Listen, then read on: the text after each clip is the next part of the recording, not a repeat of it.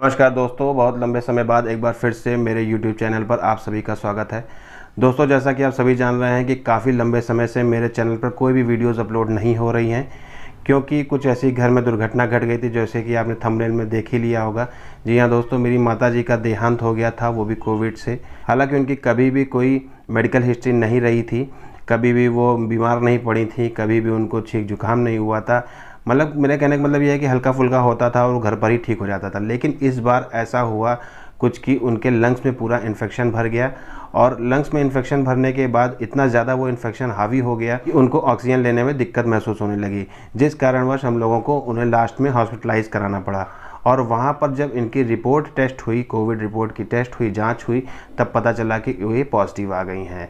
अब ये पॉजिटिव और निगेटिव का क्या खेल है, ये इसके विषय में मैं आपको बता दूं दोस्तों कि देखिए, अगर आपके चेस्ट में या लंग्स में जरा सा भी इन्फेक्शन है, अगर वायरल बुखार भी है जिसमें कि आपको फ्लू होता है, अगर आप इस समय टेस्ट कराते हैं तो 101% आपकी रिपोर्ट पॉजिटिव ही आएगी दोस्तों। इससे ये होता है कि अगर आपकी रिपोर्ट पॉजिटिव आती है तो सारा खेल कोरोना कंट्रोल बोर्ड के पास चला जाता है और आपका पेशेंट कोरोना कंट्रोल के पास चला जाता है। जी हाँ दोस्तों, और यही मेरे माता जी के साथ हुआ कि उनकी रिपोर्ट जैसे ही पॉजिटिव आई, कोरोना कंट्रोल वाले आए, उनको लेकर के चले गए। सिर्फ एक वार्ड बॉय आया, वो उनको एम्बुलेंस में बैठा करके मेडिकल कॉलेज ले गया, मेडिकल कॉलेज में एडमिशन हो गया उनका। फिर लास्ट में 8-9 दिन के सर्वाइवल के बाद पता चला कि वही दूसरा वार्ड बॉय आकर के उनकी बॉडी हम लोगों को सौंप देता है, उनके पार्थिव शरीर को हम लोगों को सौंप देता है। इस बीच में किसी भी डॉक्टर से या किसी भी नर्स से हम लोगों की कोई भी मुलाकात नहीं हुई। हम लोग तरसते रह गए अपनी माँ का एक बार चेहरा देखने के लिए, अपनी माँ से एक बार बात करने के लिए,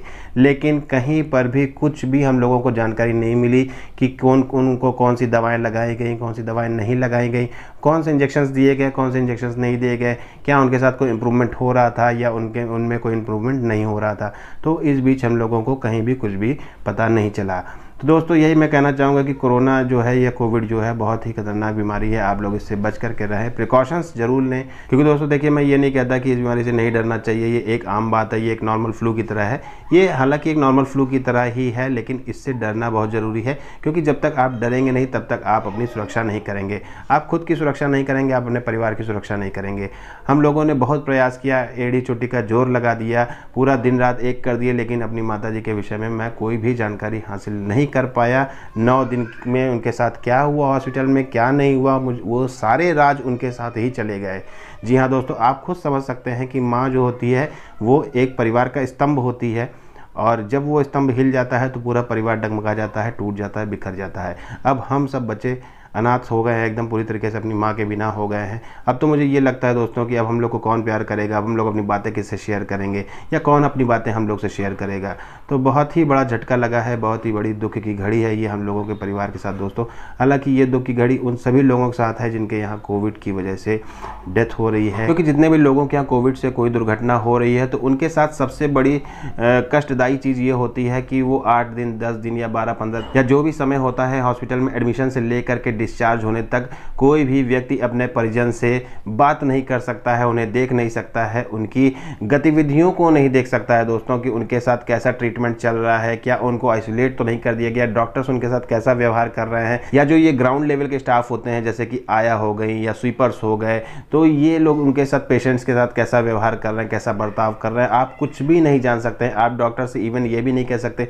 कि मेरी माता जी की स्थिति बिगड़ रही है, डॉक्टर साहब जल्दी चलिए और उन्हें देख लीजिए। कुछ भी आप नहीं कर सकते हैं। अगर आपका पेशेंट कोविड कंट्रोल के अंतर्गत आया और हॉस्पिटल में एडमिट हो गया तो समझ लीजिए सारा खेल आपके हाथ से जा चुका है, अब सिर्फ ऊपर वाले का ही भरोसा था।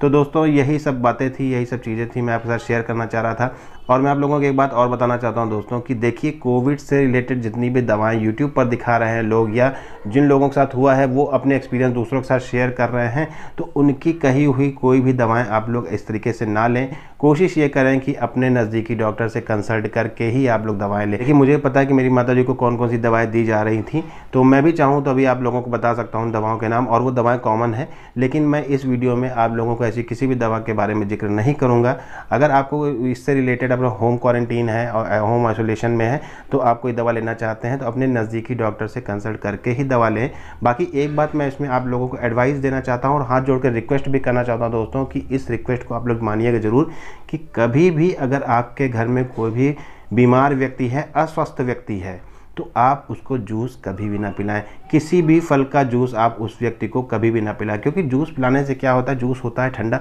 और जैसे ही अस्वस्थ व्यक्ति यानी कि बीमार व्यक्ति उस जूस को पीता है तो पूरे ब्रोंकाइटिस में या पूरे लंग्स में उसका इन्फेक्शन भर जाता है और पूरा जकड़न पैदा कर देता है, जिससे क्या होता है कि ऑक्सीजन लेने में दिक्कत आने लगती है और धीरे धीरे ऑक्सीजन टूटने लगती है। लोगों को ऐसा लगता है कि इंस्टेंट एनर्जी के लिए जूस पिला देना चाहिए, लेकिन मैं यही आप लोगों को एडवाइस दूंगा, क्योंकि जो गलती मैंने करी थी वो गलती आप लोग ना करें दोस्तों। क्योंकि मुझे भी लगा कि मेरी माताजी काफ़ी ज़्यादा वीक हो गई, तो जल्दी जल्दी बैक टू बैक उन्हें मैंने 2-3 दिन जूस पिला दिया मौसम्मी का, जिसका खामियाजा मुझे भुगतना पड़ा दोस्तों कि मेरी माताजी आज मेरे साथ नहीं है और बहुत ही कम उम्र में उन्होंने हम लोगों का साथ छोड़ दिया और बिना कुछ कहे बिना कुछ सुने वो ऐसे ही चली गई कि मैं आपसे कुछ कह नहीं सकता हूँ। पूरे घर में ऐसे लगता है कि मम्मी यहाँ बैठी हुई हैं, मम्मी वहाँ बैठी हुई। उन्हें इतना शौक़ रहता था वीडियो बनवाने का, उन्हें इतना शौक़ रहता था कि मेरे बच्चे वीडियो बनाएं और मेरे बच्चों का भी नाम हो, लेकिन उनके सारे सपने धरे के धरे रह गए और अधूरे रह गए और वो सब कुछ अधूरा करके वो चली गई। तो दोस्तों मैं आप लोगों से यही कहूँगा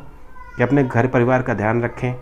और कोशिश ये करें कि कम से कम बाहर निकलें, आवश्यकता पड़ने पर ही बाहर निकलें और पूरी तरीके से सतर्क रहें दोस्तों। सैनिटाइज़र का यूज़ करते रहें, मास्क ज़रूर पहने रहें, हो सके तो डबल मास्क लगा लें और 2 गज की दूरी, क्या मैं तो कहूँगा 3 गज 4 गज की दूरी से आप एक दूसरे से बात करें। और किसी के भी संपर्क में अगर आप आते हैं तो अपने हाथों को ज़रूर धोएं, बिना धोए अपने हाथों को मुँह में ना लगाएँ और बाहर की किसी भी चीज़ का खाद्य पदार्थ का सेवन ना करें दोस्तों। जितना हो सके आप इन सब चीज़ों से बचें, तभी आप अपने परिवार को सुरक्षित रख सकते हैं। ठीक है दोस्तों, बाकी अब मैं आप लोगों से यही कहूँगा कि कोशिश मैं यही करूँगा, हिम्मत भी जुटाने की कोशिश करूँगा दोस्तों कि वीडियो मैं डेवलप करूँ और आप लोगों के पास सामने ले करके आऊँ आप लोगों के लिए। क्योंकि अभी तो समझ लीजिए मन इतना टूटा हुआ है कि वीडियो बनाने का एकदम इच्छा ही नहीं करती है, एकदम मन ही नहीं करता, जैसे लगता है सब कुछ बिखर गया। और सच्चाई भी यही है दोस्तों। इसलिए मैं आप लोगों से रिक्वेस्ट करूँगा, क्योंकि देखिए दोस्तों माँ तो माँ ही होती है, उनके लिए चाहे जितना भी बोल देंगे वो सब कुछ कम है। भगवान का दूसरा रूप माँ ही होती है और वही हम लोग से छिन गई है बहुत कम उम्र में। तो दोस्तों मैं आप लोगों से यही कहूँगा कि आप लोग अपने परिवार का और अपना ध्यान रखें और इस मुश्किल घड़ी में मेरे साथ खड़े होने की कोशिश करें दोस्तों, क्योंकि दूसरी फैमिली आप ही लोग हैं। तो इतने दिनों से जो मेरी वीडियोस नहीं आई थी उसके लिए मैं फिर से आप लोगों से हाथ जोड़कर क्षमा चाहता हूं और कोशिश यही करूंगा, हिम्मत जुटाऊंगा कि जल्दी से जल्दी मैं आप लोगों के साथ नई वीडियोस लेकर के आ सकूं। ठीक है दोस्तों, अगर इस वीडियो में कुछ भी गड़बड़ हुआ हो या एडिटिंग में कुछ गड़बड़ हो जाए तो दोस्तों से माइंड मत करिएगा, क्योंकि समझ लीजिए आप समझ सकते हैं कि मन कितना ज़्यादा मेरा दुखी है और कितना ज़्यादा मेरा टूटा हुआ है। तो दोस्तों आज के लिए बस इतना ही, अलविदा लेता हूँ आप लोगों से। मिलते हैं नेक्स्ट वीडियो में नेक्स्ट टॉपिक के साथ, तब तक के लिए bye bye, take care, love you all, thank you.